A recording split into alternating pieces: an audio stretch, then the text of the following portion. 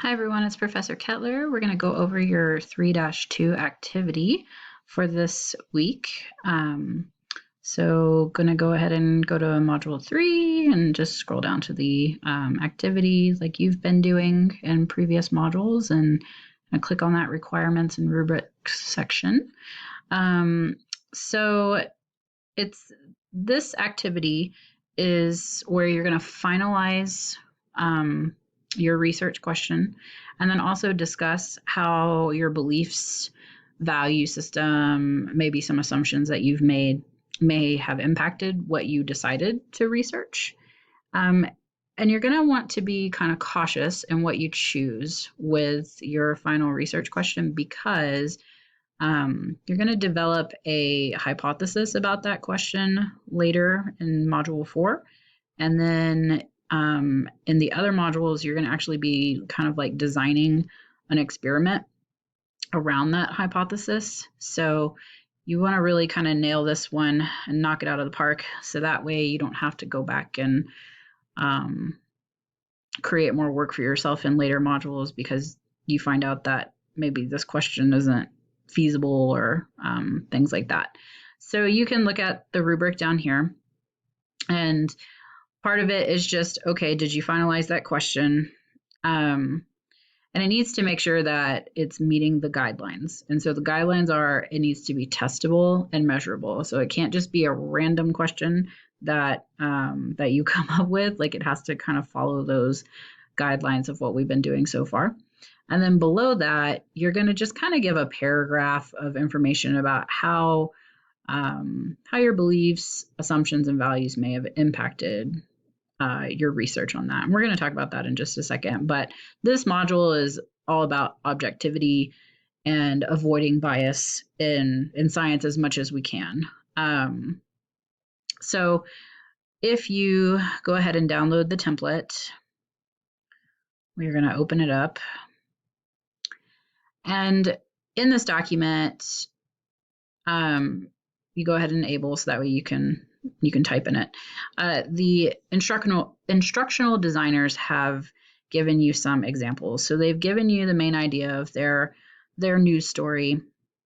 They've given you some potential research questions that they decided on in Module 2, and now they're going to choose a finalized research question. So this makes it look really simple about, oh, I'm just going to pick one of my questions.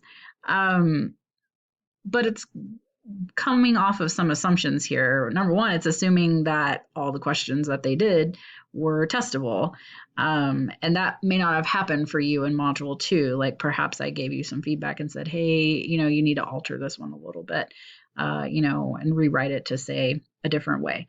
So while this may look easy, it's not as easy as it seems, because you have to make sure that whatever finalized question you come up with, it has to be something that's going to produce measurable results. It's going to have to be something that you can actually test. It has to be ethical. So it can't be, if I don't even know, like if I scare an animal, then a puppy's gonna get lost. I mean, like, yeah. So it has to be an ethical question of where you're not harming anyone or anything. Or, like, for instance, I'm gonna perform lobotomies on monkeys to see what happens. Like, that's not a good question, and it's not ethical. So my question, remember, my original news story was in previous videos was about the dissolved oxygen levels being really low and suffocating the fish in the oceans. And whenever I was looking into it, they were talking about the reason why the dissolved oxygen levels are so low is they think because of climate change. So my finalized question is this: how can changing greenhouse gas emissions impact cod fisheries? So first of all, it's focused. Okay, we're focusing on greenhouse gas emissions and we're focusing on just cod fisheries. We're not trying to take into account every single air pollutant. We're not trying to take into account marine mammals and sharks and smaller fish and salmon. Like, we're just focused on greenhouse gas emissions and cod fisheries. And it's testable. It's a testable question because you can look at how much greenhouse gas emissions are being given off by each country. You can look at, you can measure it in the atmosphere, and then you can look at if you see a rise in greenhouse gas emissions, you might see fisheries collapsing or not. So that's the other thing, is that you have to make sure that it can be an either or situation whenever you ask it.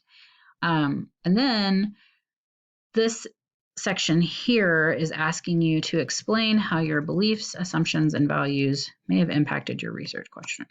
So this, you can make this as long as you want. I would say it needs to be at least a paragraph and not just one sentence, because we all have inherent beliefs and value systems and biases. That's what being human is. So you really need to self-reflect in this section about, why did I choose to research this? So I might want to talk about how, growing up, climate change has always been a big deal in science, and I love the ocean. I've always loved the ocean, and I love to snorkel on coral reefs, and I love to see all the fish. And that is a value system that I have. I value a healthy ocean, and I believe that humans need to protect it and not pollute it. So I could talk about those things in this particular section.